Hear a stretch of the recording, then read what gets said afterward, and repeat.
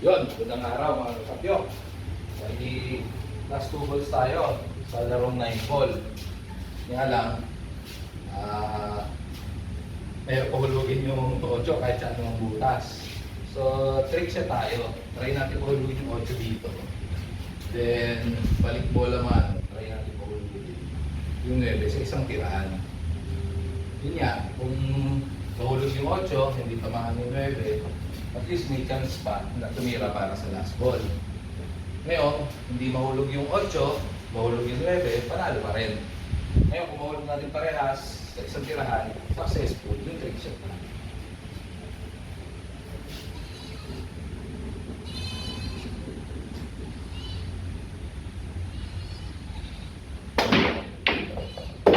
Yun! Dali natin parehas, so successful yung trick shot. Hanggang sa muli, mga katapyok, maraming salamat!